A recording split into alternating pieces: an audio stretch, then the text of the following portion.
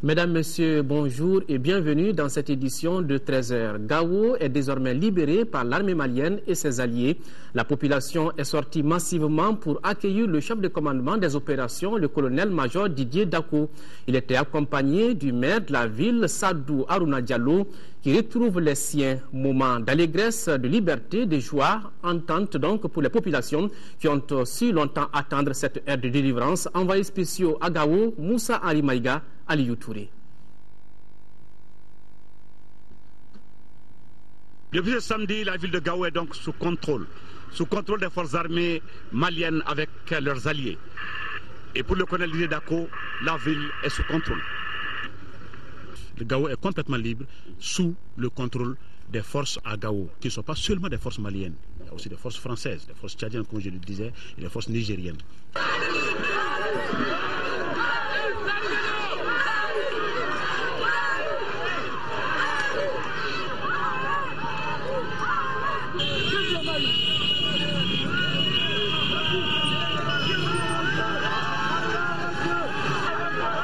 Gao est libéré et je suis venu rendre hommage à nos ancêtres.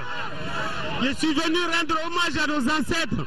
Le Mali est un pays béni.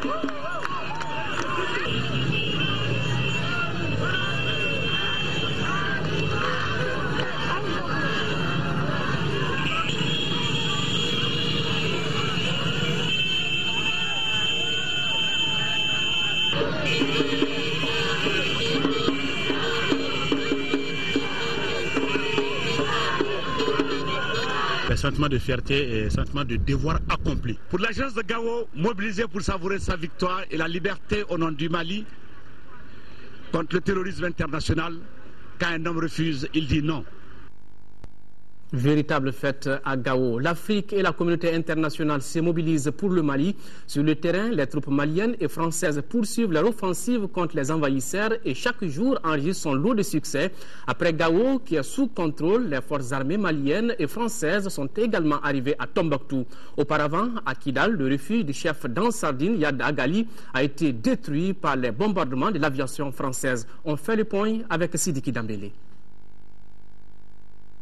17e jour de l'offensive contre les djihadistes, les troupes françaises et maliennes sont entrées dans la ville de Gao, la plus importante ville du nord du Mali, située à 1200 km au nord-est de Bamako, est désormais débarrassée des fous de Dieu. Les forces sont venues à bout du Moujao, le mouvement pour l'unicité et le djihad en Afrique de l'Ouest, qui est à l'origine de nombreuses exactions. Des membres des forces spéciales bénéficiant d'un appui aérien se sont d'abord emparés de l'aéroport et du pont stratégique de Wabaria. Puis des soldats africains, notamment du Tchad et du Niger, sont venus par avion du Niger voisin jusqu'à Gao. Ils sont maintenant chargés de patrouiller dans la ville. Mes sentiments, je tombe du ciel pour être chez moi. Grâce à Dieu et grâce à la France. Après Gao, ce sont les villes de Tombouctou et de Kidal qui sont les cibles du jour. Pour échapper aux raids de l'armée française, les islamistes auraient quitté leur fief de Kidal pour se réfugier dans les montagnes environnantes de l'extrême nord-est du pays. Sur ce front, situé à 1500 km de Bamako, les frappes aériennes ont notamment touché le domicile de Yad Agali, le numéro 1 d'Ansardine. Sa maison a été entièrement détruite.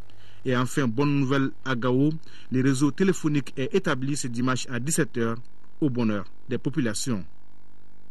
Loin du Mali, mais le combat est le même. Direction Addis Abeba avec ses cris de cœur du président en exercice sortant de l'Union africaine, le président béninois Yahi Boni, qui a appelé à la mobilisation générale et au soutien à la résolution 2085 de l'ONU pour accompagner le Mali. Cet appel a été lancé lors des travaux du 20e sommet de l'Union africaine qui ont débuté hier à Addis Abeba. Un rendez-vous auquel a pris part le président de la République par intérim, John Kounda Traoré. Le compte rendu de nos envoyés spéciaux, Adama Kamara et Modibo Mariko. Une belle brochette de présidents et de chefs de gouvernement autour du président Yayi Boni et la présidente de la commission de l'UA, Nkosazana Dlamini Zuma. On a aussi noté la présence du secrétaire général de l'ONU, Ban Ki-moon, et du président de l'OLP, l'Organisation de libération de la Palestine, Mahmoud Abbas. Salesforce note l'absence du premier ministre turc, pourtant invité d'honneur du sommet. Le Mali est représenté par une forte délégation dirigée par le président de la République par intérim, John Kounda Traoré. Une aussi forte représentativité pour, selon les dires de la présidente de la commission de l'UA, renouveler l'engagement des États membres envers l'Afrique et la mettre sur orbite pour les 50 années à venir.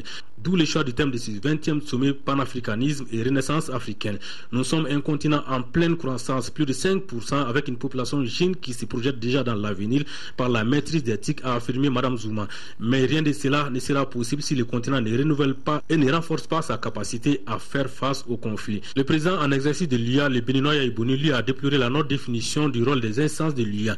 Comme solution, il a invité les Africains à révisiter les textes fondamentaux de création de l'organisation pour, dit-il, raffermir l'UA des peuples. Yayi Boni a proposé un mode électif, par exemple, pour la présidence du Parlement africain à la place du mode de désignation qui a cours en ce moment. S'agissant de la guerre dans notre pays, il s'est adressé à l'assistance en ces termes. Je voudrais saluer la France qui, face au délai de réaction extrêmement long des leaders africains et même de la communauté internationale, a pris les devants pour faire ce que nous aurions dû faire face au terrorisme international qui menace un pays membre reconnu par sa tradition démocratique, le Mali. L'urgence de la situation appelle à la mobilisation générale pour la mise en œuvre rapide de la résolution 2085 du Conseil de sécurité en vue du déploiement sans délai de la mission internationale de soutien au Mali MISMA, pour laquelle des pays africains mobilisent déjà leurs forces et moyens. Je les salue avec beaucoup de respect et de considération. Position largement partagée par le secrétaire général de l'ONU qui n'a pas manqué de renouveler le soutien des Nations Unies à notre pays. Nous sommes résolus à tout faire pour aider le peuple malien à traverser cette épreuve. Les agences humanitaires aident les populations civiles qui souffrent. Les Nations Unies ont également envoyé des spécialistes dans les domaines militaires et politiques. C'est une obligation morale qui s'impose à l'ensemble de la communauté internationale. J'ai présenté au Conseil de sécurité mes recommandations concernant le dispositif de soutien logistique à la MISMA. Un des mois forts du sommet a été le passage de témoins à la présidente de l'organisation entre Yayi Boni qui achève son mandat et le premier ministre de l'Éthiopie, Desalegn Haïlé Mariam. Le poste de premier vice-présidence est revenu à la Mauritanie, la seconde au Mozambique, celui de troisième vice-président au Tchad. Le Bénin assure celui du rapporteur. À l'issue de la cérémonie d'ouverture, les regards sont tournés désormais vers la conférence des donateurs pour le Mali, une tribune qui permettra de trouver les financements en vue de la mise en place totale et rapide des forces de la MISMA dans notre pays. Retour ici au Mali, ils ont toujours clamé combattre au nom de l'islam, mais voilà, le masque est tombé. Ces bandits armés, trafiquants de drogue, ont terrorisé les populations paisibles et enrôlé des enfants soldats. Nous avons pu rencontrer un de ces malheureux innocents. Il s'appelle Boubacar Bari, un enfant soldat endoctriné et drogué par ces extrémistes, mais heureusement, il a pu être exfiltré par les éléments des forces armées et de sécurité maliennes lors de la reprise de Djabali. Nous vous invitons à suivre le témoignage de cet élève coranique avec Kandesila. Boubacar Bari, né vers 1995, comme il vient de le dire, est un enfant soldat enrôlé par les forces djihadistes, jusqu'à sa délivrance ce vendredi à Djabali par les forces armées maliennes. Natif de Direfouné, dans la commune rurale de Aïbongo, cercle de Diré, il a été vendu par son maître coranique et n'a perçu que 2000 francs en tout et pour tout.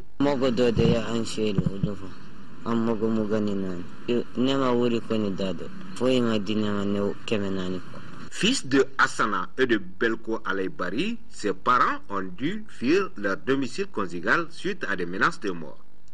Enrôlés, endoctrinés, puis drogués, Boubacar Bari servait de cuisinier et d'autres corvées propagandistes. Ani sali ji ka ji kala ani debe ka da mogo kasigi ani tobili. À Djabali, il a été infiltré avec 24 autres compagnons, tous des élèves coraniques. Anana dogofiri kana dugala kana urodai kana dunge kana feta kana beli dani. À la reprise de Djabali par les forces maliennes et françaises, Boubacar Bari dormait sous l'effet de la drogue. Il a reçu 3 injections au dernier moment des hostilités, pour les galvaniser afin de les permettre de ne pas fuir. Donc au moment des faits, il a dormi. Il a dormi sous l'effet des 3 injections, 2 sur les 2 bras et la 3e injection sur les fesses. Et même maintenant, il dort beaucoup. Le cas de Boubacar Bari pose une fois de plus le problème récurrent des enfants talibés, mendiants et autres enfants de la rue. En attendant, Boubacar Bari est au niveau de la Légion de gendarmerie de Ségou. Le règne des bandits armés dans la ville de Konna n'est plus qu'un mauvais souvenir pour les habitants. Là-bas, la ville retrouve son cours normal depuis la débâcle des assaillants il y a 2 semaines et l'heure est maintenant aux préparatifs de la reprise de l'activité dans l'administration et dans les écoles. C'est justement l'objet de la visite que le préfet de Mopti vient d'effectuer dans la localité. Reportage Moustapha Doumbia. C'est en prélude au retour de l'administration à Konna que le préfet du cercle de Mopti a initié cette visite au cours de laquelle le préfet et sa délégation se sont rendus dans les lieux saccagés et pillés suite à l'occupation de la ville par les djihadistes. Parmi ces lieux visités, les bureaux du sous-préfet, la mairie, le débarcadère de Konna, l'école fondamentale C, entre autres. C'est vraiment apporter la solidarité du peuple malien, des hautes autorités du Mali à cette population. Et constater également de visu les dégâts qui ont été arrêtés, surtout dans la perspective du retour de l'administration ici à Konna. La population de Konna vit aujourd'hui dans la paix et dans la quiétude. Qu'à cela ne tienne, des dispositions sont nécessaires pour évacuer des munitions qui restent encore dans certains lieux. Vraiment, je vous dis aujourd'hui qu'à Konna, tout va bien. Les esprits sont calmés, les gens sont tranquilles. Ça ne peut pas être comme avant, mais vraiment aujourd'hui, là, ça va dans l'ensemble. On a rencontré plein de munitions qui n'ont même pas été utilisées. Je propose à l'État, la première chose à faire, c'est de voir comment éliminer ou bien nettoyer tous ces lieux-là, parce qu'il y en a plein ici. On prit part à cette visite les directeurs régionaux de la santé et du développement social, le président de la Croix-Rouge de Mopti, le sous-préfet de Konna, entre autres. Sur un tout autre plan, après la pluie, c'est le beau temps. Bamako a reçu hier après-midi une fine pluie. Nous sommes allés comprendre ce phénomène auprès des spécialistes de la météo qui l'expliquent par la baisse excessive de température enregistrée sur le continent européen. Tiemogo Konate. Une fine pluie accompagnée de la fraîcheur. Selon les spécialistes de la météo, cette situation s'explique par une baisse excessive de la température sur le continent européen, touchant certains pays d'Afrique. Ces froids excessifs sont drainés vers l'Afrique, en passant pratiquement par la Corne Nord, l'Algérie, le Maroc, la Tunisie. Et avec les vents qui sont très forts en altitude, il y a une invasion froide, donc ce qu'on appelle communément les descentes froides, qui arrivent vers chez nous. Donc ce qui fait qu'il y a un renforcement de l'humidité atmosphérique. L'humidité atteint les 85%, même plus pour certaines régions. Ce changement climatique annoncé dans le bulletin météo dans un passé récent n'est pas exceptionnel, estiment les spécialistes. Si vous regardez les documents climatologiques, vous verrez bien que souvent au mois de janvier, février, mars, même il y a la pluie qu'on appelle communément la pluie de mangue. Donc ce n'est pas une situation exceptionnelle, mais ça arrive toujours lorsqu'il y a un phénomène extrême au niveau de l'Europe. Cette baisse de température accompagnée de la pluie pourrait s'étendre sur 5 jours, voire une semaine. À présent, sport, football, CAN Afrique du Sud 2013, le pays organisateur, l'Afrique du Sud et le Cap-Vert se sont qualifiés hier dans le groupe A pour les quarts de finale. Le Cap-Vert, victorieux 2-1 de l'Angola, a créé la première sensation de cette compétition. Dans l'autre rencontre, l'Afrique du Sud et le Maroc se sont séparés 2 buts partout.